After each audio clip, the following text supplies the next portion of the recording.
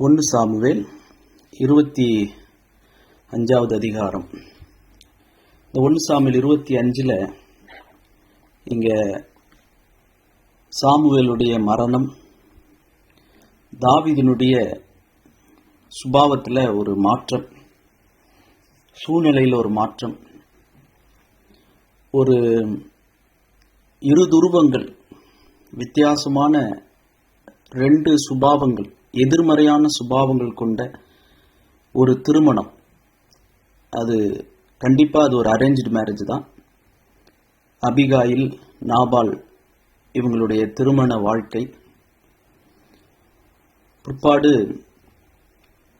தாவீதினுடைய உணர்ச்சி வசப்பட்ட ஒரு தீர்மானம், முடிவு. முந்தின அதிகாரத்தில் 1 சாமுவேல் 24ல் சவுலுக்கிட்ட இரக்கத்தை காண்பித்த, நிதானத்தை காண்பித்த, அன்பையும் ஒப்புரவாகுதலையும் காண்பித்த தாவீது நாபால் இடத்துல பழி வாங்குகிறதற்கு புறப்பட்டு போறதை நாம் வாசிக்கிறோம். ஏன் தாவீது பழி வாங்குவதற்காக அவர் நாபாலை எதிர்த்து போனாரு? சவுலை பழி வாங்காம சவுளுடைய சால்வையின் தொங்கலை மெல்ல அறுக்கும்போது அவருடைய மனம் அடித்து கொண்டது. இப்படி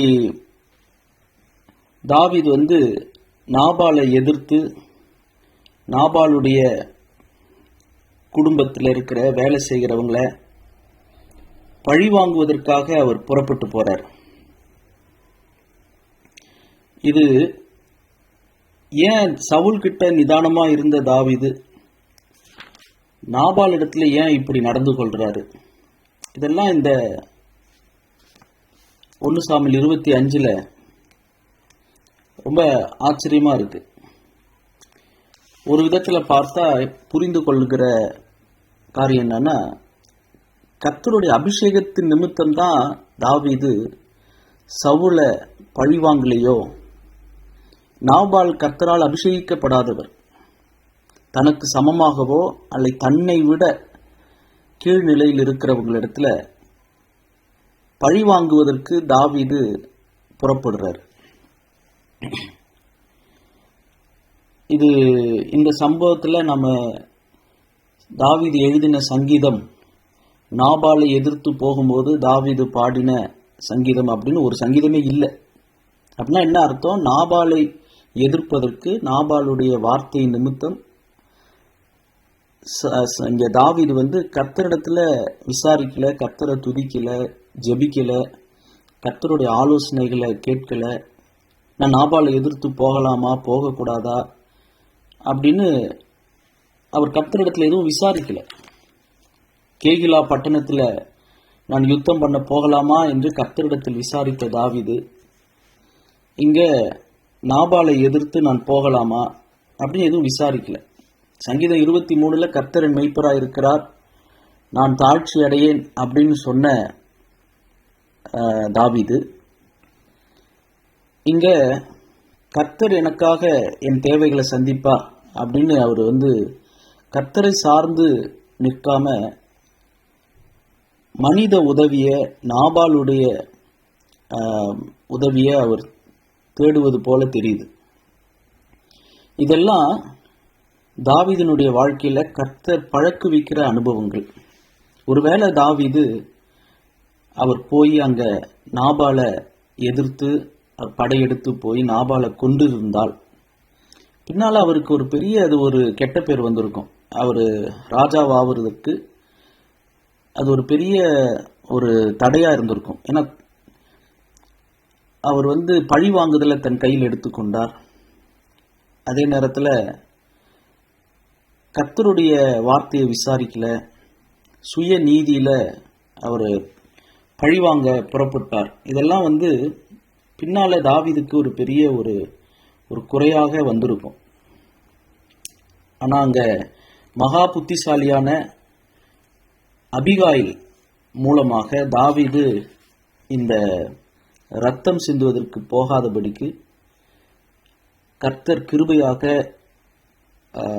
அபிகாயிலுடைய வார்த்தையின் மூலம் தாவீத கொலை செய்யாதபடிக்கு தடுத்து போடுறாரு.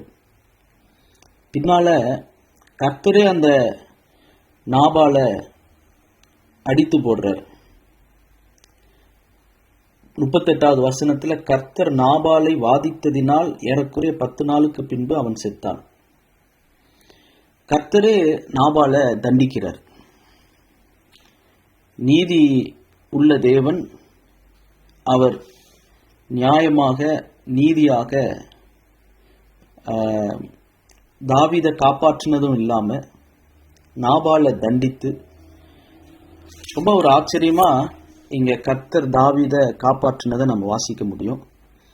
அதே நேரத்தில் தாவீதினுடைய ஒரு மாறுபட்ட ஒரு சுபாவம் 1 சாமுவேல் 24க்கும் 1 சாமுவேல் 25க்கும் சவுலிடத்துல காண்பித்த பொறுமை நிதானம் நாபால் இடத்துல அவர் காட்டல. அதுக்கு ஒரே ஒரு காரணம் தான், தாவீதுடைய கண்ணுக்கு இருந்திருக்கும். கர்த்தர் அபிஷேகித்தவர் சவுல், கர்த்தரால் அபிஷேகிக்கப்பட்டவர் சவுல், அவர் மேல கை போடக்கூடாது. நாபால் கர்த்தரால் அபிஷேகிக்கப்படாதவர், அவர் மேல கை போடலாம். கண்ணுக்கு கண் பல்லுக்கு பல், இதுதான் அவருக்கு தெரிந்திருந்த சத்தியம். மத்தேயு எழுதின சுவிசேஷம் 5வது அதிகாரத்துல புதிய ஏற்பாட்டில் நமக்கு கொடுக்கப்பட்டிருக்கிற ஒரு மாறாத ஒரு பிரமாணம், பலரால் கடைபிடிக்கிறதுக்கு ரொம்ப கஷ்டமான ஒரு வார்த்தை. மத்தேயு 5:38, கண்ணுக்கு கண் பல்லுக்கு பல் என்று உரைக்கப்பட்டதை கேள்விப்பட்டிருக்கிறீர்கள். 39, நான் உங்களுக்கு சொல்லுகிறேன், தீமையோடு எதிர்த்து நிற்க வேண்டாம். ஒருவன் உன்னை வலது கன்னத்தில் அறைந்தால் அவனுக்கு மறு கன்னத்தையும் திருப்பிக் கொடு. ஒருவன் உன்னை 1 மைல் தூரம் வர பலவந்தம் பண்ணினால் அவனோடு 2 மைல் தூரம் போ. 41, உன்னிடத்தில் கேட்கிறவனுக்கு கொடு, உன்னிடத்தில் கடன் வாங்க விரும்புகிறவனுக்கு முகம் கோணாது. இங்க சத்ருவையும் சிநேகிக்க சொல்லி, சபிக்கிறவர்களையும் ஆசீர்வதிக்க சொல்லி, பகைக்கிறவர்களுக்கு நன்மை செய்ய சொல்லி, நிந்திக்கிற துன்பப்படுத்துகிறவர்களுக்காக ஜெபிக்க சொல்லி கர்த்தராகிய இயேசு கிறிஸ்து நமக்கு கற்றுக் கொடுத்திருக்கிறார். ஆனா தாவீது கிட்ட அந்த உபதேசம் இல்லை. பழிவாங்குதலும் பதிலளிப்பதும் கர்த்தருக்குரியதுன்னு தெரியும். ஆனாலும் அங்க வித்தியாசமான நபர்களிடத்துல தாவீது வித்தியாசமா நடந்து கொள்றார்.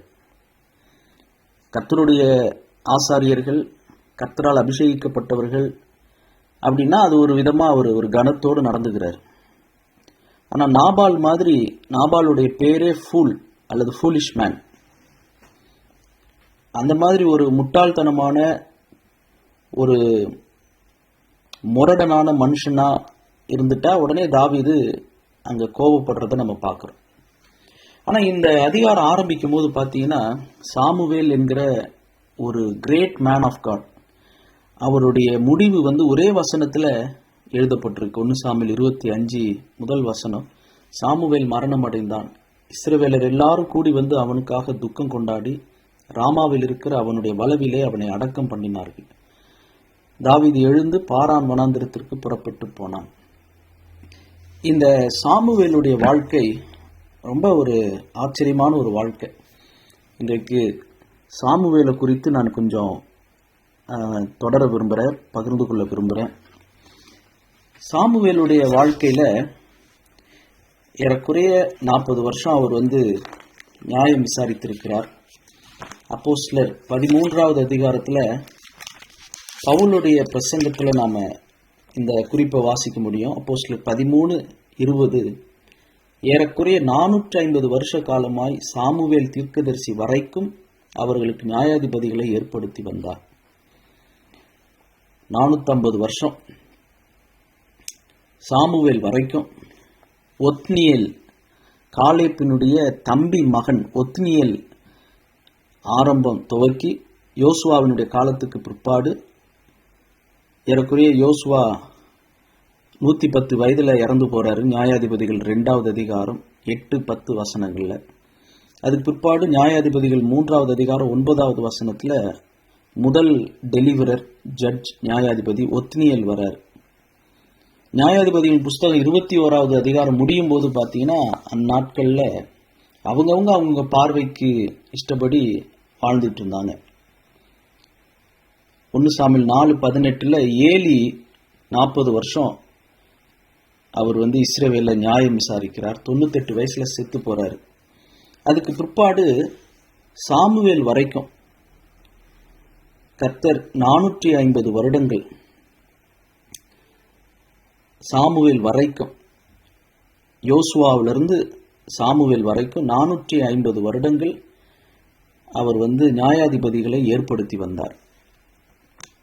அந்த லிஸ்ட்ல பார்க்கும்போது ஏறக்குறைய ஒரு 8 காரியங்கள் சாமுவேலுடைய வாழ்க்கையில் ரொம்ப அழகா இருக்குது. 1 சாமுவேல் 7வது அதிகாரம் 15வது வசனத்துல வாசிக்கிறோம். 1 சாமுவேல் 7:15 தன் வாழ்நாள் முழுவதும் சிறு வயதிலிருந்து சாகும் வரைக்கும் 1 சாமுவேல் 7:15 சாமுவேல் உயிரோடு இருந்த நாளெல்லாம் இஸ்ரவேலை நியாயம் விசாரித்தான்.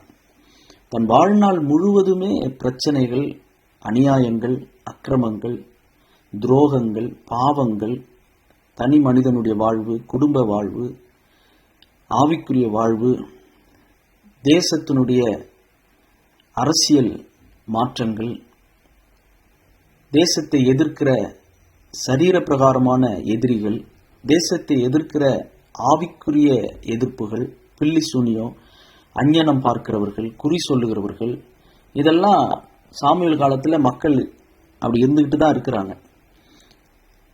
ஆனால் சாமுவேல் தன்னுடைய வாழ்நாள் முழுவதும் தேவ ஜனத்தை நியாயம் விசாரித்து கொண்டிருந்தார். புதிய ஏற்பாட்டில் நாம் வாசிக்கிறோம், மற்றவர்களை குற்றவாளியாக தீர்க்கிறவனே, நீ போக்கு சொல்ல உனக்கு இடமில்லை, நீ எந்த தீர்ப்பினால் தீர்க்கிறாயோ அதை நீயே செய்கிறபடினால் அப்படின்னு நாம் வாசிக்கிறோம். உன் கண்ணில் இருக்கிற உத்திரத்தை பார், மற்றவருடைய கண்ணில் இருக்கிற தூசியை பார்க்காதன்னு வாசிக்கிறோம். அதனால இங்க ஒரு நியாயம் தீர்க்கும் ஊழியம் அப்படின்றது புதிய ஏற்பாட்டில் அது ரொம்ப கர்த்தரே நியாயாதிபதி, கர்த்தரே நீதிபதி, அவர் தான் நீதி வழங்குகிறவர். நம்ம கோபப்படக்கூடாது, தேவனுடைய நீதிக்கு நம்ம இடம் கொடுக்கணும் என்றெல்லாம் நம்ம புதிய ஏற்பாட்டில் வாசிக்கிறோம். ஆனால் இந்த மனுஷனுடைய நீதியெல்லாம் அழுக்கான கந்தைன்னு வாசிக்கிறோம் பழைய ஏற்பாட்டில்.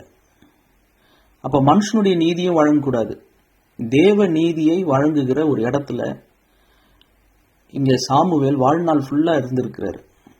அப்படின்னா அவருடைய வாழ்நாள் முழுவதிலையும் அவர் என்னத்தை கத்திருந்திருக்கிறாருன்னா, காட்ஸ் ரைச்சஸ்னஸ், கடவுள் பக்கத்து நியாயம், தேவனுடைய நீதி வாழ்வு, அவருடைய நீதி நெறிகள், தேவனுடைய ஒழுக்கம், அதை அவர் கேஸ் ஸ்டடி பண்ணியிருக்கிறார். வாழ்நாள் முழுவதும் ப்ராக்டிக்கலாக கிரவுண்ட் ரியாலிட்டியை, மனிதன் பாவம் செய்ததுனால தேவ மகிமையற்றவனானான், அதனால தேவனுக்கும் மனுஷனுக்கும் இடையில் இருக்கிற அந்த பெரிய ஒரு வெற்றிடம், அதற்கு தேவனுக்கும் மனுஷனுக்கும் நடுவில் மட்டும் ஒரு பிரிட்ஜா இல்லை, நியாயாதிபதிகளுக்கும் ராஜாக்களுக்கும் நடுவில் கூட ஒரு பிரிட்ஜா இருந்திருக்கிறார், ஒரு பாலமாக அவர் இருந்திருக்கிறார். வாழ்நாள் முழுவதும் நியாயம் விசாரித்து கொண்டிருந்தார்.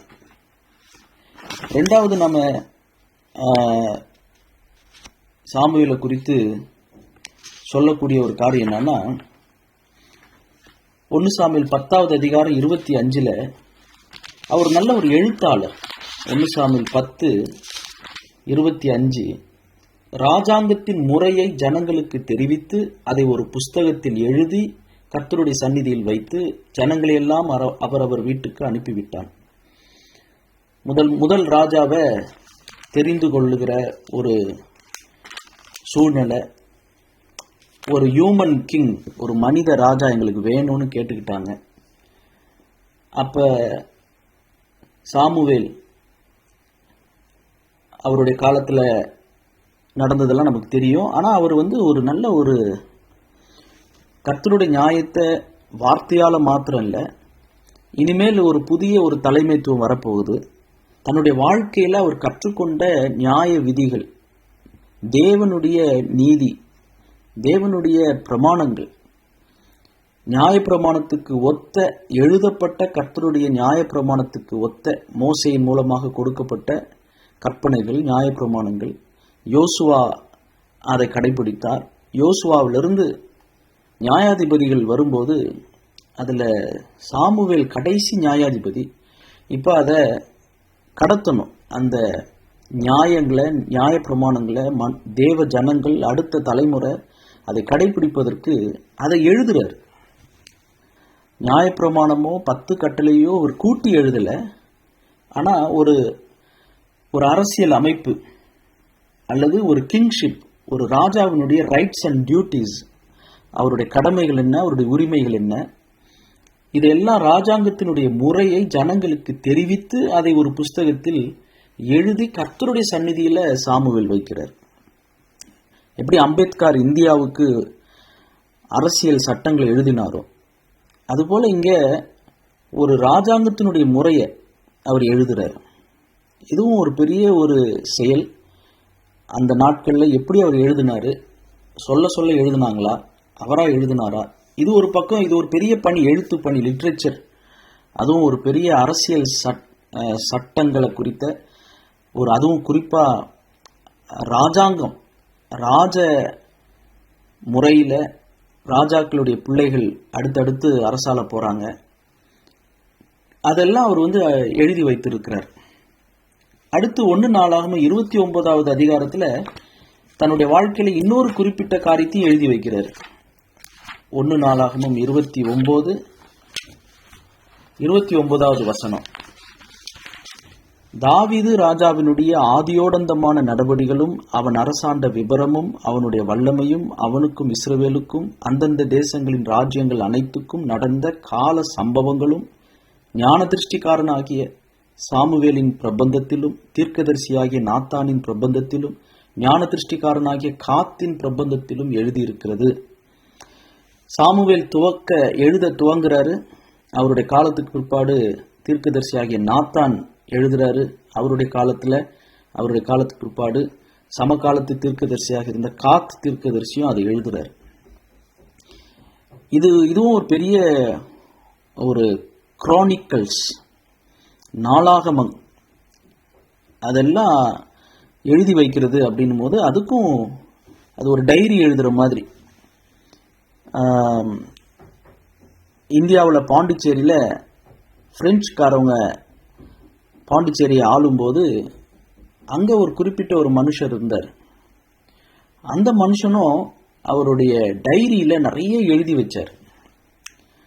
அந்த புத்தகங்கள் தான் பின்னால் வரலாற்று ஆய்வுகளுக்கு ரொம்ப உதவியாக இருந்தது. அதுபோல் இங்கே தாவீதினுடைய காலத்து நிகழ்வுகள் இதெல்லாம் எழுதி வைக்கிறார். 3வது பார்த்தீங்கன்னா, சாமுவேலுடைய வாழ்க்கையில் he was a great intercessor. கர்த்தருக்கு முன்பாக ஜெபிக்கிறதுல அவர் நல்ல ஒரு இன்டர்செஷன் பிரேயர். சங்கீதம் 99 6வது வசனத்தில் வாசிக்கிறோம். சங்கீதம் 99 வசனம் 6.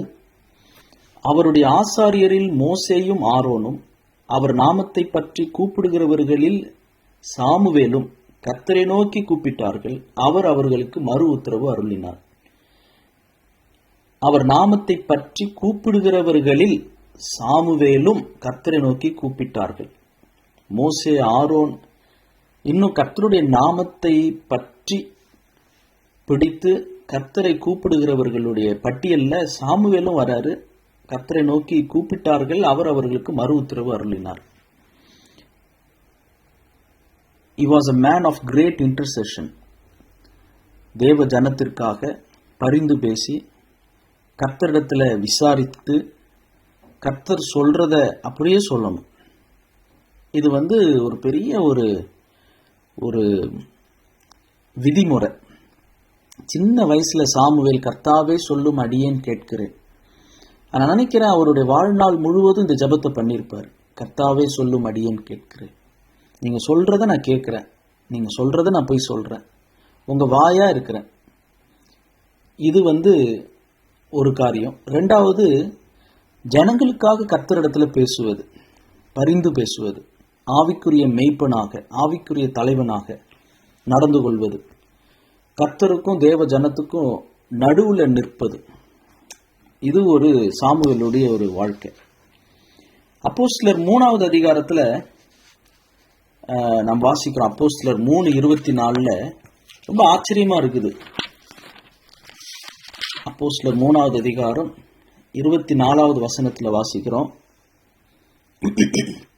பேதுருனுடைய பிரசங்கத்துல, பேதுரு மூலமாக நமக்கு கிடைக்கிற ஒரு குறிப்பு, சாமுவேல் முதற்கொண்டு எத்தனை பேர் தீர்க்க தரிசனம் உரைத்தார்களோ அத்தனை பேரும் இந்த நாட்களை முன்னறிவித்தார்கள். எந்த நாட்களை? ஆக்சுவலி கிறிஸ்துவனுடைய முதல் வருகையை முன்னறிவித்தார்கள். அப்ப சாமுவேல் அந்த அவருடைய சமகாலத்து மக்களுக்கு நியாயம் விசாரிப்பவராக, அவருடைய சமகாலத்து மக்களுக்காக ஜெபிப்பவராக, அல்லது வருங்காலத்து ராஜாக்களுக்கு ராஜாங்கத்தை குறித்த நியாய விதிகளை எழுதி வைக்கிறவராக, வாழ்நாள் முழுவதும் நியாயத்தை போதிக்கிறவராக, வாழ்நாள் முழுவதும் கர்த்தரிடத்தில் ஜெபிக்கிறவராக, ஜெபத்திற்கு பதில் பெறுகிறவராக மாத்திரம் இல்லாம Samuel predicted the coming of Christ. அதே நேரத்தில் கிறிஸ்துவனுடைய முதல் வருகையை அவர் தீர்க்க தரிசனமாக சொன்னது மட்டும் இல்லாம புதிய உடன்படிக்கை குறித்து he predicted also the new covenant age. Pentecost நாளில் துவங்க போகிற புதிய உடன்படிக்கை, அல்லது புதிய உடன்படிக்கைன்னு சொல்லும் போது அது இரத்தத்தினால் உண்டான உடன்படிக்கை. கிறிஸ்துவனுடைய மரணத்தினால், அவருடைய இரத்தத்தினால் உண்டாக போகிற புதிய உடன்படிக்கையை, இந்த நாட்களை சாமுவேல் முதற்கொண்டு எத்தனை பேர் தீர்க்க தரிசனம் உரைத்தார்களோ அத்தனை பேரும் புதிய உடன்படிக்கையையும் கிறிஸ்துவனுடைய முதல் வருகையையும் முன்னறிவித்தார்கள். அப்படின்னா சாமுவேல் ஞான திருஷ்டிக்காரன் என்று சொல்லப்படுகிற அந்த ஒரு ஞான பார்வை, ஞான திருஷ்டி, அல்லது கிறிஸ்துவை குறித்த ஒரு முன்னறிவு. எவ்வளவு பழமையான ஒரு மனுஷன், ஏறக்குறைய ஒரு 3000 வருஷத்துக்கு முன்னாடி வாழ்ந்தவர். ஆனால் அவர் கிறிஸ்துவையும் புதிய உடன்படிக்கையும் குறித்து தீர்க்கதரிசனம் உரைத்திருப்பதாக நாம் அப்போஸ்தலர் 3:24 வாசிக்கிறோம். அடுத்தது எபிரேயர் 11வது அதிகாரம் 32வது வசனத்துல விசுவாச வீராங்கனைகள், விசுவாச வீரர்கள், heroes and heroines of faith, அல்லது faith heroes and faith heroines, அவங்கள குறித்த பட்டியலையும் சாமுவேல் இடம்பெறுறாரு. எபிரேயர் 11:32 பின்னும் நான் என்ன சொல்லுவேன், கிதியோன், பாராக், சிம்சோன், எப்தா, தாவீது, சாமுவேல் என்பவர்களையும் தீர்க்கதரிசிகளையும் குறித்து நான் விவரம் சொல்ல வேண்டுமானால் காலம் போதாது. சாமுவேலும் ஒரு விசுவாச வீரராக இருந்திருக்கிறார். அவருடைய வாழ்க்கை அன்னாளுடைய விசுவாச ஜபத்துல துவங்கினது. அன்னாள் சாமுவேல் அப்படின்னு ஒரு பேர் அவங்க குழந்தைக்கு வைக்கிறாங்க. அந்த சாமுவேல் என்பதற்கு அர்த்தம் என்ன? ஆஸ்க்ட் ஆஃப் காட் அல்லது ஹர்ட் பை காட், கர்த்தரிடத்தில் கேட்டு பெற்றுக்கொண்டவன், அல்லது கர்த்தர் ஜபத்தை கேட்டார் என்பதற்கு அடையாளமாக தான் சாமுவேல் அப்படின்னு அன்னாள் பேர் வைக்கிறாங்க. விசுவாசம் சொல்லும் போது விசுவாசத்துல சாமுவேலை வளர்க்கணும் அப்படின்னு அன்னாள் விசுவாசத்தோடு ஜெபித்து சாமுவேல் குழந்தையை பெற்றுக்கொண்டது உண்மைதான். ஆனா இங்க அன்னாளுடைய கணவர் எல்கானா, அவரும் இங்க ஒரு பெரிய ரோல் பிளே பண்ணியிருக்கிறார். பிள்ளை பிறக்குது, அந்த பிள்ளையை நான் கர்த்தருக்குன்னு ஒப்புவிக்க போறேன் அப்படின்னு அன்னாள் சொன்ன உடனே சரிம்மா விட்டுடுமா அப்படின்னு எல்லா புருஷனும் சொல்ல மாட்டாங்க, எல்லா கணவரும் சொல்ல மாட்டாங்க. இத்தனை வருஷம் கழிச்சு பிறக்கிற முதல் பிள்ளை, அந்த பிள்ளைய நீ தானே பொருத்தனை பண்ண, நான் பொருத்தனை பண்ணலையே அப்படின்னு அங்க குடும்பத்துல வாக்குவாதம் வந்திருக்கலாம், சண்டை வந்திருக்கலாம். ஆனா அப்படி எதுக்கும் எல்கானா அங்க இடம் கொடுக்காம 1 சாமுவேல் 2:11 வாசிக்கிறோம். அது பெருசா அதை நிறைய பேர் சிந்தித்திருக்க மாட்டோம். 1 சாமுவேல் 2:11 பின்பு எல்கானா, அன்னாள் நீங்க போடல, எல்கானா ராமாவில் இருக்கிற தன் வீட்டுக்கு போனான், அந்த பிள்ளையோ ஆசாரியனாகி ஏலிக்கு முன்பாக கர்த்தருக்கு பணிவிடை செய்து கொண்டிருந்தான். அப்படின்னா இங்க அன்னாளுடைய பொருத்தனைக்கு பொருத்தமாக எல்கானாவும் நடந்துகிட்டார். அன்னாளுடைய பொருத்தனை, விசுவாச உடன்படிக்கை, அர்ப்பணிப்பு, ஜபத்திற்கு பதில் கிடைக்கும் போது, வயிற்றுல குழந்தை வளரும் போதெல்லாம் அன்னாள் எல்கானாட்ட சொல்லிட்டு இருந்திருப்பாங்க, கர்த்தர் எனக்கு குழந்தை கொடுத்திருக்கிறாரு, இந்த வயிற்றுல இருக்கிற குழந்தை கர்த்தர் ஆண் பிள்ளையை கொடுத்தால் அதை கர்த்தருக்கு கொடுக்குறேன்னு நான் சொல்லியிருக்கிறேன். வயிற்றுக்குள்ள என்ன குழந்தை இருக்குன்னு அந்த நாட்களில் தெரியாது. ஆண் பிள்ளையா பெண் பிள்ளையான்னு தெரியாது. பிறக்கிற பிள்ளை மட்டும் பெண் பிள்ளையா இருந்தால் நம்ம வச்சுக்கலாம். ஆண் பிள்ளையா இருந்துச்சுன்னா நான் கர்த்தருக்கு திரும்ப கொடுத்துருவேன்னு நான் வாக்கு பண்ணியிருக்கேன் கர்த்தருடைய சந்நிதியில். அதனால தயவுசெய்து தடுக்க வேணாம் அப்படின்னு எல்கானா கிட்ட அன்னாள் பேசியிருப்பாங்க. 10 மாசமும் பேசியிருப்பாங்க. ஒரு முடிவுக்கு வந்திருப்பாரு எல்கானா. எல்கானா ராமாவில் இருக்கிற தன் வீட்டுக்கு போனான். அந்த பிள்ளையோ ஆசாரியனாக ஏலிக்கு முன்பாக கர்த்தருக்கு பணிவிடை செய்து கொண்டிருந்தான். அப்படின்னா எல்கானாவும் அன்னாளுடைய பொருத்தனைக்கு உட்பட்டு இங்க விசுவாசத்தை சாமுவேலுக்குள்ள வளர்ப்பதற்கு தகப்பனும் தாயும் சேர்ந்து இருந்தாதான் பிள்ளைக்குள்ள விசுவாசம் வரும். ஒருத்தவங்க மட்டும் ஒரு விதமா வளர்த்து இன்னொருத்தவங்க வேறு விதமா வளர்க்கும் போது பிள்ளைகளுடைய விசுவாசம் பாதிக்கப்படும். தீமோத்தேயு எடுத்துங்களேன். அப்பா விசுவாசி இல்லை, அம்மா விசுவாசி, பாட்டி விசுவாசி. அந்த தீமோத்தேயுனுடைய விசுவாசம் ஒரு நாள்ல அவர் ஒரு தலைவர் ஆகிறதுக்கு அவருக்கு ஒரு பவுல் தேவைப்பட்டார். அம்மாவோ அப்பாவோ 2 பேருமே விசுவாசத்துல இல்லைன்னு சொன்னா தாயினுடைய விசுவாசம் மட்டும் ஒரு பிள்ளையை வளர்க்க முடியும். ஆனா அந்த பிள்ளைக்கு ஒரு ஊழியருடைய துணையும் தேவைப்படும். பவுலுக்கு அசிஸ்டண்டா பவுலோடு கூட பயணித்து அப்பதான் அவங்க ஒரு லீடரா வர முடியும். ஆனா இங்க நீங்க பாத்தீங்கன்னா நீங்க 2 பேரும் சேர்ந்து விசுவாசத்துல அர்ப்பணித்து வளர்க்கிற பிள்ளை அது குழந்தையிலேயே, அதுவும் எப்படிப்பட்ட இடம். முந்தைய கூட்டத்தில் நான் தவறா சொல்லியிருக்கலாம். ஓப்னி பினேகாஸ் சாமுவேலுடைய பிள்ளைகள். அவங்க 2 பேரும் சாமுவேலுடைய பிள்ளை இல்லை, ஏலியினுடைய பிள்ளைகள். ஓப்னி பினேகாஸ் மாதிரி ஒரு முன்மாதிரி இல்லாத ஒரு இடத்துல இங்க சாமுவேல் சின்ன வயதிலேயே விசுவாசத்துல வளர்க்கப்பட்டார். அப்பா அம்மாவும் கூட இல்லை, வளர்ற இடமும் சரியில்லை. எப்படின்னா அங்க அன்னாளுடைய எல்கானாவுடைய ஜபம். கண்டிப்பா எல்கானா அதுக்கப்புறம் ஜெபித்திருப்பார். அதெல்லாம் நமக்கு எழுதி இல்லை. ஆனா 1 சாமுவேல் 2:11 சிம்பிளா போட்டிருக்கு. எல்கானாவும் தன் மகன் ஆசாரியனாகி ஏலியின் இடத்துல விட்டு விட்டு ராமாவில் இருக்கிற தன் வீட்டுக்கு போனான் என்று நாம் வாசிக்கிறோம். இங்க சாமுவேலுடைய வாழ்க்கை நமக்கு ஒரு பெரிய ஒரு முன்மாதிரியா இருக்கு. வாழ்நாள் முழுவதும் தேவ ஜனத்தை நியாயம் விசாரிக்கிற ஒரு வாழ்வு முறை. தன் வாழ்நாள் முழுவதும் தேவ ஜனத்துக்கு எதிர்காலத்தை எழுதி வைத்து, ராஜாங்கத்துக்குரிய காரியங்களை எழுதி வைத்து, தாவீதனுடைய காலத்து காரியங்களை எழுதி வைத்து எழுதுகிற ஒரு பணி. 3வது, தன் வாழ்நாள் முழுவதும் ஜெபிக்கிற ஒரு மனுஷன். எரேமியா 15வது அதிகாரம் 1வது வசனத்திலையும் நாம் வாசிக்க முடியும்.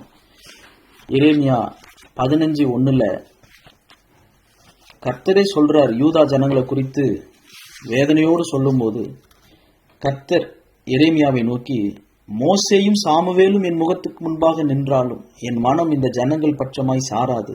இவர்கள் என் முகத்தை விட்டு புறப்பட்டு போகும்படி இவர்களை துரத்தி விடு. மோசேயும் சாமுவேலையும் கர்த்தர் ஜெபிக்கிற மனிதர்களுடைய ஒரு இடத்துல வைக்கிறாரு. அவங்க 2 பேருமே என் முகத்துக்கு முன்பாக நின்றாலும் என் மனம் இந்த ஜனங்கள் பட்சமாய் சாராது. அப்படின்னா எந்த அளவுக்கு அவங்க பரிந்து பேசி கர்த்தரிடத்துல இரக்கத்தை உருக்கத்தை பெற்றுக்கொள்ள, தயவு செய்து ஆண்டவரே, பிளீஸ் ஆண்டவரே அப்படின்னு கெஞ்சி ஆண்டவரிடத்துல பரிந்து பேசுகிற ஒரு இரக்கமும் உருக்கமும் ஒரு ஈரமான ஒரு மனம், தேவ ஜனத்துக்காக பரிந்து பேசுகிற ஒரு இருதயம். 4வது, கிறிஸ்துவையும் புதிய உடன்படிக்கையையும் முன் அறிவிக்கிற ஒரு தீர்க்கதரிசியாக சாமுவேல் இருந்திருக்கிறார். 5வது, ஒரு விசுவாச வீரர்களுடைய பட்டியல்லையும் எபிரேயர் 11 அவர் வர்றார். எல்கானாவும் சேர்ந்து அன்னாளோடு அந்த பொருத்தனைக்கு உட்பட்டதுனால, அப்படிப்பட்ட பொருத்தனையோடு கணவன் மனைவி இருக்கும்போது அவங்களுடைய பிள்ளைகள் எந்த நிலைமையிலும் கர்த்தரோடு கூட இருக்க வாய்ப்புண்டு என்பதற்கு எல்கானா அன்னாள் தம்பதி ஒரு சாட்சி. சாமுவேல் சின்ன பிள்ளையில இருக்கிற ஒரு 12 வயசுல அவர் கர்த்தருடைய சத்தத்தை கேட்கிறாரு. அந்த சின்ன வயசுல இருந்தே தவறான இடத்துல ஒரு சாட்சியுள்ள வாழ்க்கை. பெற்றோரும் கூட இல்லை, வருஷத்துக்கு ஒரு முறை தான் பார்க்க முடியும். அப்படி இருந்தாலும் 1 சாமுவேல் 2:18 நாம் வாசிக்கிறோம், ஒரு ஆசாரியனை போல சாமுவேல் என்னும் பிள்ளையாண்டான் சணல் நூல் ஏபோத்தை தரித்தவனாய் கர்த்தருக்கு முன்பாக பணிவிடை செய்தான். கர்த்தருக்கு முன்பாக ஏலிக்கு உதவியாளனாக, though he was only a boy, அவர் அந்த ஆசாரியனுக்குரிய ஏபோத்து சணல் நூலை தரித்தவனாக சின்ன பிள்ளையாண்டான். இன்னைக்கு சிறு வயதிலேயே ஊழிய பாரத்தையும் ஊழியத்தை குறித்த விளக்கத்தையும் அந்த சணல் நூல் ஏபோத்து என்கிற கர்த்தருடைய சித்தத்தையும் சிறு வயதிலேயே போதிக்கிற உடுத்துகிற அந்த பரிசுத்த அலங்காரம் அந்த பிள்ளைகளுக்கு வருவதற்கு கர்த்தர் இன்றைய காலத்து பெற்றோர்களையும் ஆசீர்வதிப்பாராக. ஆறாவது, இதுவும் ரொம்ப ஒரு ஆச்சரியமானது. 2 நாளாகமம் 35வது அதிகாரம், 2 நாளாகமம் 35வது அதிகாரம் 18வது வசனம். தீர்க்கதரிசியாகிய சாமுவேலின் நாள் தொடங்கி இஸ்ரவேலிலே அப்படி கொத்த பஸ்கா ஆசரிக்கப்படவில்லை. யோசியாவும் ஆசாரியரும் லேவியரும் யூதா அனைத்தும் இஸ்ரவேலில் வந்திருந்தவர்களும் எருசலேமின் குடிகளும் ஆசரித்த பஸ்காவை போல இஸ்ரவேல் ராஜாக்களில் ஒருவரும் ஆசரித்ததில்லை. யோசியாவுடைய ராஜ்யபாரத்தின் 18ஆம் வருஷத்திலே இந்த பஸ்கா ஆசரிக்கப்பட்டது. யோசியா ராஜா காலத்துல சொல்லப்படுகிற ஒரு வார்த்தை என்ன? தீர்க்கதரிசியாகிய சாமுவேல் நாள் தொடங்கி இப்படி ஒரு பஸ்கா பண்டிகை ஆசரிக்கப்படவில்லை. அப்படின்னா என்ன அர்த்தம்? Samuel he remembered the Passover. பஸ்கா பண்டிகையை எப்படி கர்த்தர் இஸ்ரவேல் ஜனத்தை எகிப்திலிருந்து விடுதலை ஆக்கினார், கர்த்தருடைய அவருடைய பெரிய ரட்சிப்பு, காட்ஸ் கிரேட் டெலிவரன்ஸ் எப்படிப்பட்டது என்பதை சாமுவேல் அவர் நினைவு கூர்ந்தார், ரிமெம்பர் பண்ணார். பஸ்கா பண்டிகையை அவர் கொண்டாடினார். அப்படிப்பட்ட அதற்கு ஒத்த பஸ்கா, சாமுவேல் நாளில் நடந்த அந்த பஸ்காவுக்கு ஏற்ப அதுக்கு ஒத்த பஸ்கா பண்டிகை யோசியாவின் நாட்கள்ல தான் நடந்தது என்று சொல்லப்படுகிற அளவுக்கு சாமுவேல் நாட்கள்ல அந்த பஸ்கா பண்டிகை ரொம்ப சிறப்பா, ரொம்ப நியாயமா, தேவ ஜனத்திற்கு கடந்த காலமும் தெரியணும், வருங்காலத்தை குறித்தும் தீர்க்கதரிசனம் சொன்னாரு, கடந்த காலத்தில் எப்படி இஸ்ரவேல் ஜனங்கள் எகிப்திலிருந்து விடுதலை ஆனாங்க என்பதையும் அவர் கொண்டாடி பஸ்கா பண்டிகையின் மூலம் அதை நினைவு கூற வைத்தார். ஏழாவது, இதுவும் ரொம்ப ஒரு ஆச்சரியமான ஒரு கூற்று. 1 நாளாகமம் 26, 1 நாளாகமம் 26, இங்க 26, 27, 28 வாசிக்கிறேன். ராஜாவாகிய தாவீதும் 1000 பேருக்கு அதிபதிகளும், 1 நாளாகமம் 26 வசனங்கள் 26 இருந்து. ராஜாவாகிய தாவீதும் 1000 பேருக்கு அதிபதிகளும் 100 பேருக்கு அதிபதிகளுமான பிதாக்களின் தலைவரும் சேனாபதிகளும் யுத்தத்தில் அகப்பட்ட கொள்ளைகளில் எடுத்து கர்த்தருடைய ஆலயத்தை பரிபாலிக்கும்படிக்கு பரிசுத்தம் என்று நேர்ந்து கொண்ட பொருள்களின் பொக்கிஷங்களையெல்லாம் அந்த செலோமித்தும் அவனுடைய சகோதரரும் விசாரித்தார்கள். ஞான திருஷ்டிக்காரனாகிய சாமுவேலும் கீசின் குமாரனாகிய சவுலும் நேரின் குமாரனாகிய அப்னேரும் செருயாவின் குமாரனாகிய யோவாப்பும் அவரவர் பரிசுத்தம் என்று நேர்ந்து கொண்ட அனைத்தும் செலோமித்தின் கையின் கீழும் அவன் சகோதரர் கையின் கீழும் இருந்தது. இங்க ஆலயத்துல ட்ரெஷரர்ஸ் அண்ட் ஸ்டோர் கீப்பர்ஸ், இந்த பிரதிஷ்டை செய்யப்பட்ட பரிசுத்தமாக்கப்பட்ட இந்த பரிசுகள், பொருட்கள், ஆயுதங்கள், குறிப்பா யுத்தத்தில் அகப்பட்ட கொள்ளைகள், இதை எல்லாத்தையும் போர் வீரர்கள் தங்கள் கொள்ளையினால் கர்த்தரை மதித்து அவங்க பிரதிஷ்டை செய்து அதை கொண்டு வந்து யுத்த வீரர்கள், போர் வீரர்கள் ஜெயித்து கொண்டு வருகிற எதிரிகளுடைய கொள்ளையடித்து அதில் சிறந்ததை கொண்டு வந்து கர்த்தருடைய ஆலயத்தில் கர்த்தருக்கென்று பிரதிஷ்டை செய்யும் போது அதையெல்லாம் இந்த செலோமித் என்கிற மனுஷனும் அவன் சகோதரர் மனுஷரும் அதற்கு பொறுப்பா இருந்து பாதுகாத்தாங்க.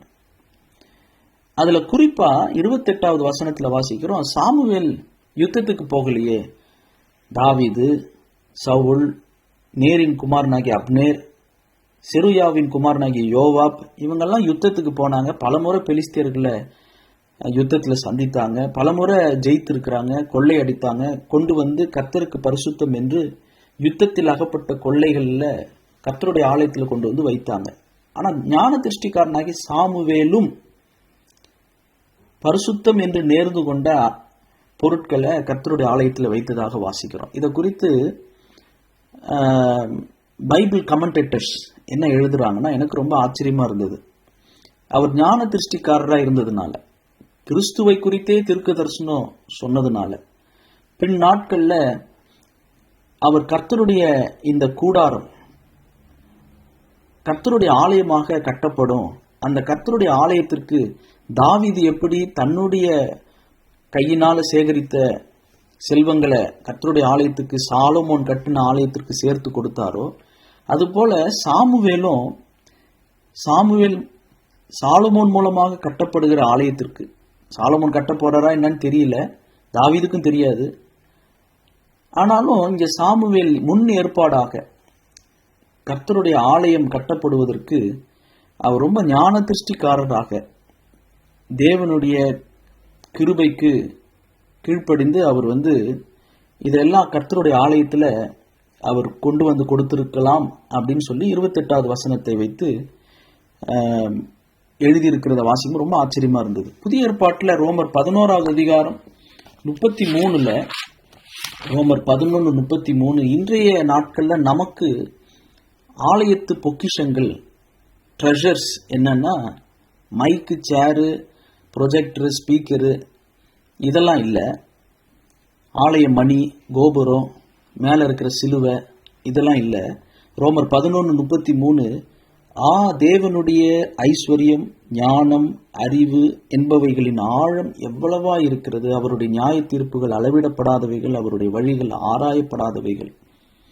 இன்றைக்கு நமக்கு கிறிஸ்துவுக்குள் நமக்கு இருக்கிற பொக்கிஷங்கள், பொருட்கள், தேவனை அறிகிற அறிவும் தேவ ஞானமும் அவருடைய ஐஸ்வர்யம், அன்சர்ச்சபிள் ரிச்சஸ், இதுதான் கிறிஸ்துவுக்குள்ள கர்த்தருடைய ஆலயத்தில் நமக்கு இன்றைக்கு இருக்கிற ஆவிக்குரிய பொக்கிஷங்கள். ஆனால் அன்னைக்கே சாமுவேல் கர்த்தருடைய ஆலயம் கட்டப்படுவதற்காக Samuel began collecting treasures for building the temple in Solomon's day. 8வதாக 1 நாளாகமும் 9வது அதிகாரம்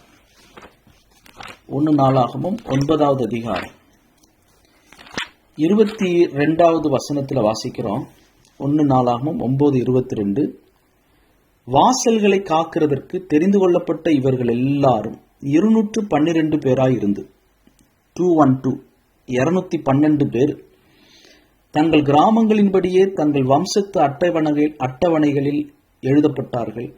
தாவீதும் ஞான திருஷ்டிக்காரனாகி சாமுவேலும் அவர்களை தங்கள் வேலைகளில் வைத்தார்கள். எப்ப வைத்திருப்பாங்க? சாமுவேல் தாவீது ராஜாவாகிறதுக்கு முன்னாடியே சாமுவேல் இறந்துடுறாரு. 10 வருஷம் தாவீது குகைகள்லையும் வனாந்திரத்திலையும் காட்டிலையும் அலைந்து திரிகிறாரு சவுலுடைய கைக்கு தப்பி. அப்படி இருக்கும்போது தாவீது கூட சாமுவேல் இதெல்லாம் ஆயத்தப்படுத்தி வச்சுட்டு தான் செத்து போயிருக்கிறாரு. ஞான திருஷ்டிக்காரனாகிய சாமுவேலும் தாவீதும் அவர்களை 212 லெவிட்டிக்கல் கேட் கீப்பர்ஸ், கர்த்தருடைய கூடாரத்தில் அந்த வாசலை காக்கிறவர்கள், கூடார வாசலை காவல் காக்கிறவர்கள். 21 வாசிக்கிறோம், ஆசரிப்பு கூடார வாசல் காவல்காரனாய் இருந்தான் சகரியா. அப்படி வாசல்களை காக்கிறதற்கு தெரிந்து கொள்ளப்பட்டவர்கள் இவங்க எல்லாரும் 212 பேர். 23 அவர்களும் அவர்களுடைய குமாரரும் கர்த்தருடைய ஆலயமாகிய வாசஸ்தலத்து வாசல்களை காக்கிறவர்களை முறைமுறையாய் விசாரித்து வந்தார்கள். 24 வாசல்களை காக்கிறவர்கள் 4 திசைகளாகிய கிழக்கிலும் மேற்கிலும் வடக்கிலும் தெற்கிலும் இருந்தார்கள். அப்படின்னா ஒரு பக்கத்துக்கு 53 பேர் 4 திசைகளிலேயும் கர்த்தருடைய ஆசரிப்பு கூடாரத்தை வாசல் காக்கிறவர்களா இருக்கும். ஏன்னா உள்ள நிறைய பொருட்கள் இருக்கு, நிறைய கொள்ளையிடப்பட்ட பொருட்கள், கர்த்தருக்கு பரிசுத்தம் என்று நேர்ந்து கொண்ட பொருட்கள் இருக்கு, மாவுகள் இருக்குது, அப்பம் சுடுவதற்கு எண்ணெய் இருக்கு.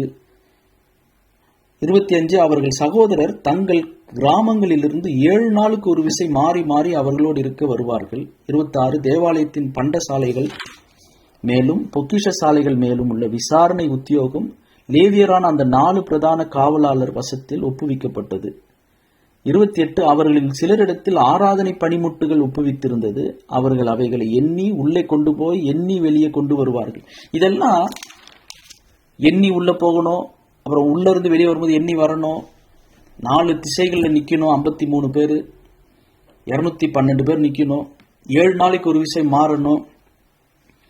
இதெல்லாம் தாவீது ராஜாவாகிறதுக்கு முன்னமே தாவீதும் ஞான திருஷ்டிக்காரனாகிய சாமுவேலும் இந்த வேலைகளுக்கு ஆட்கள் எல்லாம் ஏற்படுத்தி ரொம்ப ரகசியமா சவுலோடு உட்கார்ந்து சாமுவேல் இதெல்லாம் பேசல. சாமுவேல் தாவீதோடு உட்கார்ந்து இப்படி கர்த்தருடைய ஆலயத்து பணியாளர்கள், temple workers, levitical gatekeepers, இவங்களெல்லாம் சாமுவேல் அழகாக அவர் தாவீது சாலமோன் பிற்பாடு தேவாலயத்தை கட்டுகிறதற்கு முன்னோடியாக அப்படின்னா பார்த்துங்க. சாமுவேலுடைய வாழ்க்கை ஒரே வசனத்துல முடிவு பெறுது. 1 சாமுவேல் 25:1 சாமுவேல் மரணம் அடைந்தான்.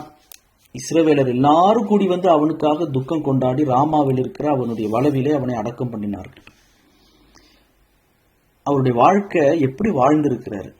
சணல் ஏபோத்தை சிறு வயதிலேயே தரித்து விசுவாசத்தோடு வாழ்ந்ததுனால எபிரேய ஆக்கியோனும் அதை பட்டியலில் எழுதி தன் வாழ்நாள் முழுவதும் தேவ ஜனத்துக்காக ஜெபித்து நியாயம் விசாரித்து ராஜாங்கத்தை முறைகளை எழுதி வைத்து தாவீதினுடைய நடபடிகளையும் வல்லமைகளையும் அந்தந்த காலத்து நிகழ்வுகளையும் எழுதி வைத்து கிறிஸ்துவை குறித்து புதிய உடன்படிக்கையை குறித்து முன் அறிவித்து தீர்க்க தரிசனமாக அறிவித்து பஸ்கா பண்டிகையை சாமுவேல் காலத்தில் கொண்டாடின மாதிரி இப்போ கொண்டாடணும் என்று சொல்லுகிற அளவுக்கு பஸ்காவை நினைவு கூர்ந்து தேவ ஜனம் பழச மறந்துடக்கூடாது, கர்த்தர் செய்த உபகாரங்களை மறந்துடக்கூடாது என்பதில் கருத்தாக இருந்து மற்றவங்கெல்லாம் கொள்ளையிட்ட பொருள்களில் கொண்டு கர்த்தருக்கென்று பரிசுத்தன் என்று நேர்ந்து கொண்டாங்க. ஆனால் சாமுவேல் எந்த கொள்ளை அடிக்கல, யுத்தத்துக்கும் போகலை. ஆனாலும் ஒரு நாள் வரும், அன்றைக்கு கர்த்தருக்கென்று ஒரு ஆலயம் கட்டப்படும், அதற்கு தேவையானதை வருங்கால சிந்தனையோடு அல்லது கர்த்தருடைய பார்வையோடு, ஏன்னா ஒரு தீர்க்கதரிசி ஞான திருஷ்டிக்காரன், அதையெல்லாம் கர்த்தருடைய ஆலயத்தில் நேர்ந்து கொண்டு யுத்த கொள்ளைகளுக்கு நடுவில் வித்தியாசமா சாமுவேலும் பரிசுத்தம் என்று நேர்ந்து கொண்டு கர்த்தருடைய ஆலயத்தில் வைத்ததாக வாசிக்கிறோம். அதே நேரத்தில் கர்த்தருடைய ஆசரிப்பில் எப்படிப்பட்ட வாசல் காக்கிறவர்கள் இருக்கணும், எப்படி ராத்திரிக்கும் பகலுக்கும் மாறி மாறி இருக்கணும், இதெல்லாம் நீங்க வீட்டில் போய் வாசித்து பாருங்க. 1 நாளாகும் 9வது அதிகாரத்தை. இதெல்லாம் தாவீது பார்த்துட்டு தான் சங்கீதம் 84 அவர் பாடுறாரு. சங்கீதம் 84 இனிமேல் எப்போ இந்த சங்கீதத்தை வாசித்தாலும் இது ஞாபகம் வச்சுக்கலாம். சங்கீதம் 84:10 தாவீது கித்தீத் என்னும் வாத்தியத்தில் வாசிக்க கோராகின் புத்திரரில் உள்ள ராகத்தலைவனுக்கு ஒப்புவிக்கப்பட்ட சங்கீதம் 84வது சங்கீதம் 10வது வசனம். 1000 நாளை பார்க்கிலும் உமது பிரகாரங்களில் செல்லும் ஒரே நாள் நல்லது, ஆகாமிய கூடாரங்களில் வாசமாயிருப்பதை பார்க்கிலும் என் தேவனுடைய ஆலயத்தின் வாசற் படியில் காத்திருப்பதையே தெரிந்து கொள்ளுவேன். அது எதை சொல்றாருன்னா, இந்த கேட் கீப்பர்ஸ் 212 பேரு கர்த்தருடைய ஆசரிப்பு கூடாரத்தை வாசல்ல காக்கிறவர்கள் அல்லது அதை பாதுகாக்கிறவர்கள், தேவனுடைய ஆலயத்தின் வாசற்படியில் நிற்பவர்கள். இதை தான் இங்கே பாட்டா எழுதுறாரு. இந்த 212 பேர்ல ஒரு ஆளா நான் இருந்தா எனக்கு போதும், நான் எங்கெங்கயோ போயிட்டு நான் இருப்பதை விட I would be a gatekeeper. இங்கிலீஷ்ல ரொம்ப அழகா எழுதியிருக்கு, I would be a gatekeeper in the house of my God then live the good life in the homes of the wicked. துன்மார்க்கருடைய வீட்டில் ஒரு அருமையான ஒரு செல்வந்தமான ஒரு வாழ்க்கையை, அல்லது இப்போ நம்ம லாங்குவேஜில் சொல்லணும்னா வெளிநாட்டில் போய் கோடிக்கணக்கில் காசு சம்பாதித்து விலையுயர்ந்த கார்கள் வாங்கி அழகான வீடு தோட்டம் துறவு வைத்து நிலங்கள் வாங்கி ஒரு பாவம் நிறைந்த ஒரு நாட்டில் வாழ்வதை விட அவர் சொல்றார் தாவீது, I would be a gatekeeper in the house of my God. இந்த 212 பேர் சும்மா நின்றுட்டு இருக்கிறாங்க. கர்த்தர் நகரத்தை காக்கா விட்டால் அதை காக்கிறவர்கள் விருதான்னு நம்ம வாசிக்கிறோம். ஆனால் அப்படிப்பட்ட கர்த்தருடைய ஆசரிப்பு கூடாரத்தை பாதுகாப்பதற்கு இத்தனை பேர் தேவையா அப்படின்னா என்ன அர்த்தம்? அங்கே அவங்க பாதுகாத்து ஒன்றும் கர்த்தருடைய ஆசரிப்பு கூடாரத்தை பாதுகாக்க போறது இல்லை. உடன்படிக்கை பெட்டி பெலிஸ்தியர்களுடைய பாளையத்துக்குள்ள போகும்போது அதை தொட்டவங்களுக்கு மூலக்காய்ச்சல் செத்து போனாங்க. கர்த்தரை யாரும் காக்கணும்னு அவசியம் இல்லை. என்னன்னா பக்தி வைராக்கியம், எங்களுடைய ஆசரிப்பு கூடாரம் கர்த்தருடைய கூடாரத்தை அங்கேயே இருக்கிறது தான் எங்களுக்கு ஒரு சந்தோஷம். சும்மா நின்னா கூட அவருடைய ஆலயத்தின் வாசற்படியில் நின்றுட்டு இருக்கிறாங்களே 212 பேர். அப்படியே கிராமங்கள்ல இருந்து வருவாங்க, அவங்க முறைப்படி வருவாங்க, 7 நாளைக்குள்ள மாறுவாங்க, 4 திசைகளில் நிற்பாங்க. எதுக்கு நிற்கிறாங்க? சும்மா நிற்கிறாங்க, கர்த்தருக்காக, வைராக்கியமா, கர்த்தர் மேல உள்ள அன்பின் நிமித்தம். அதை தாவீது பார்த்ததுனால தான் இதை எழுதுறாரு. நான் என் தேவனுடைய ஆலயத்தின் வாசற்படியில் இவங்களை போல, இந்த கேட் கீப்பர்ஸை போல, இந்த லெவிட்டிக்கல் கேட் கீப்பர்ஸை போல, இந்த டெம்பிள் ஒர்க்கர்ஸை போல நான் காத்திருப்பதையே தெரிந்து கொள்வேன். சும்மா நின்னாலும் அது போதும் எனக்கு கர்த்தருடைய சமூகத்தில் நிற்கிறதுன்னு பாடுறார். இப்போ 1 சாமுவேல் 25 வாசிக்கலாம். முதல் வசனம், சாமுவேல் மரணம் அடைந்தான். இஸ்ரவேலர் எல்லாரும் கூடி வந்து அவனுக்காக துக்கம் கொண்டாடி ராமாவிலே அவனுடைய வலவிலே அவனை அடக்கம் பண்ணினார்கள். நாம ஜெபிக்க போறோம். நம்முடைய பிள்ளைகளுக்காக ஆண்டவருடைய சமூகத்தை நோக்கி பார்க்கலாம். நாம எப்படி வளர்க்க போறோம்? இன்னைக்கு ஒரு முக்கியமான பாடத்தை நீங்க கவனிச்சிங்களான்னு தெரியல. அன்னாள் சாமுவேலை ஜெபித்து விசுவாசத்தோடு பெற்று உடன்படிக்கை செய்து கர்த்தரிடத்துல ஒரு அர்ப்பணிப்போடு அவங்க பொருத்தனை செய்தாங்க. ஆனால் எல்கானா அதை செய்யணும்னு அவசியம் இல்லை. ஆனால் அன்னாளுடைய தீர்மானத்திற்கு கூட நின்னார் எல்கானா. இன்னைக்கு கணவன் மனைவி, தாய் தகப்பன் 2 பேரும் தங்களுக்கு கொடுக்கப்படுகிற பிள்ளைகளை கர்த்தருக்கேற்ற விசுவாசத்தில் வளர்ப்பதற்கு இணைந்து செயல்படுவோம். இல்லைன்னா தீமோத்தேயு என்னதான் விசுவாசத்தில் வளர்க்கப்பட்டாலும் அவருக்கு ஒரு பவுல் தேவைப்படுது. நாம் நம்முடைய பிள்ளைகளுடைய வளர்ச்சியை வருங்கிற காலங்களை பார்க்கும்போது தாமதப்படுத்தாமல் இருக்கணும்னா இசைந்து கர்த்தருடைய ராஜ்யத்திற்கு தேவ பக்தி உள்ள சந்ததியை உருவாக்க ஒப்பு கொடுப்போம். ஜெபம் செய்யலாம். தேவசாயல்லாக மாறி தேவனோடிருப்பேன், நானும் தேவனோடிருப்பேன்.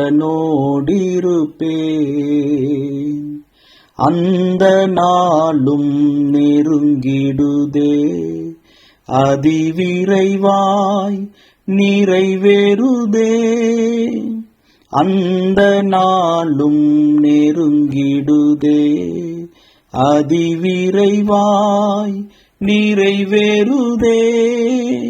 மண்ணின் சாயலை நான் களைந்தேத்தம் விண்ணவர் சாயல் அடைவேன், விண்ணவர் சாயல் அடைவேன். தேவசாயல் ஆக மாறி தேவனோடிருப்பேன், நானும் தேவனோடிருப்பேன்.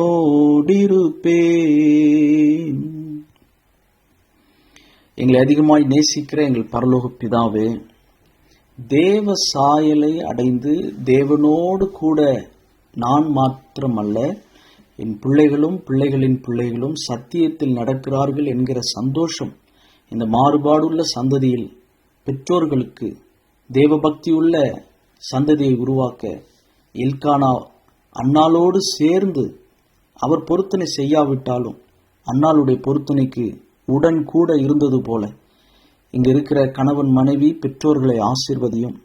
சாமுவேலுடைய மரணம் ஒரு பெரிய இழப்பு. சாமுவேலுடைய அந்த மரணத்தின் விளைவாக நாடு முழுவதும் ஒரு தய் நஷ்யோனால இருந்தாங்க. நாடு முழுவதும் ஒரு துக்கத்தில் இருந்தாங்க. ஒரு கிரேட் மேன் ஆஃப் காடை இழந்தாங்க. அப்படி எங்களை குறித்து சாட்சி சொல்லும் விதத்தில் எங்களுடைய வாழ்க்கை முடிய வேண்டும். கர்த்தர், நீர் ஒருவனை தேடுகிறீர், ஆனால் ஒரு மனுஷன் அழிந்து போகும்போது, மரித்து போகும்போது நீர் வேறொருவனை எழுப்ப வல்லவர். உம்முடைய பணி தடைப்படாது. ஆனாலும் நாங்கள் எதற்காக பிடிக்கப்பட்டோமோ அதை நிறைவேற்றி முடிக்க கர்த்தருடைய நாள் சமீபமாய் இருக்கிறது என்பதை உணர்ந்து எங்கள் குடும்பம், எங்கள் பிள்ளைகள், கணவன் மனைவி இணைந்து தலைவனும் தலைவியும் கர்த்தரோடு உடன்படிக்கை உட்பட்டிருக்க இருளுக்கும் ஒளிக்கும் சம்பந்தமில்லாதவர்களாய் கர்த்தருடைய சிந்தையை பெற்று ஒளியின் கணவன் மனைவியாக நாங்கள் வாழ்வதற்கு உதவி செய்யும். கர்த்தருடைய சந்ததியாக விளங்க, கர்த்தருடைய கிரியைகளை நடப்பிக்க கர்த்தாவே, எங்கள் வீடுகளில் விசேஷமாக கல்வி ஞானம், மனித தயவு கிடைக்குதோ இல்லையோ, தேவ ஞானமும் தேவ அறிவும் தேவனுடைய ஐஸ்வர்யமும் ஆண்டவரே, அதுதான் உம்முடைய ஆலயத்தின் கிறிஸ்துவுக்குள் இருக்கிற பொக்கிஷங்கள். அதை கண்டுபிடிக்க, அதை புரிந்து கொள்ள வாலிபர்களுடைய கண்களை திறந்தருளும். சாமுவேல் போல சிறு வயதிலிருந்தே அந்த சணல் நூல் ஏபோத்தை தரித்திருக்க குழந்தைகளுக்கு கிருபை தாரும். சாமுவேலை போலதான் இன்றைக்கு வெளிநாடுகளில் பிள்ளைகள், வாலிபர்கள் ஆண்டவரே ஓப்னி பினேகாஸ் போன்றவர்கள் மத்தியில் வாழுறாங்க. ஊழியர்களும் ஊழியங்களையும் குறை சொல்லுகிற, குற்றப்படுத்துகிற நிலைமைக்கு இன்னைக்கு பல ஊழியர்களும் இருக்கிறாங்க.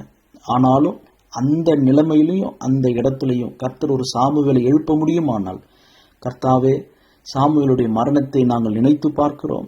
அவருடைய இழப்பு அந்த காலத்து மனிதர்களுக்கு எவ்வளோ பெரிய ஒரு ஆவிக்குரிய இழப்பாக இருந்திருக்கும். கர்த்தாவே, எங்கள் நாட்களிலும் அப்படிப்பட்ட சாமுவேலை எழுப்போம். கர்த்தருடைய ஆலயத்திற்காக பொருளுதவி செய்ய முன் ஏற்பாடோடு அதை கர்த்தருக்கென்று பரிசுத்தமாக நேர்ந்து கொண்ட ஒரு பரிசுத்தவான், ஒரு தேவ மனுஷன். ஆண்டவரே, தேவனுடைய ஆலயத்திற்காக அவ்வளவு ஒழுக்கமான காரியங்கள் எல்லாம் ஆயத்தப்படுத்தின ஒரு பரிசுத்தவான். அதுபோல கர்த்தர் எங்கள் வீடுகளிலையும் சபைகளிலேயும் கர்த்தர் ஊழியர்களை ஆசீர்வதிப்பீராக. காத்துக்கொள்ளும் கிருபை பெருகட்டும். இந்த வார்த்தை அநேகருக்கு தேவ மகிமையை வெளிப்படுத்துகிற சத்தியமாய் இருக்கட்டும். கண்களை திறந்தருளும், கிருபை பெருகட்டும். எங்கள் ஆண்டவராகிய இயேசு கிறிஸ்துவின் மூலமே இந்த ஜெபத்தை ஏறெடுக்கிறோம் பிதாவே. ஆமேன், ஆமேன்.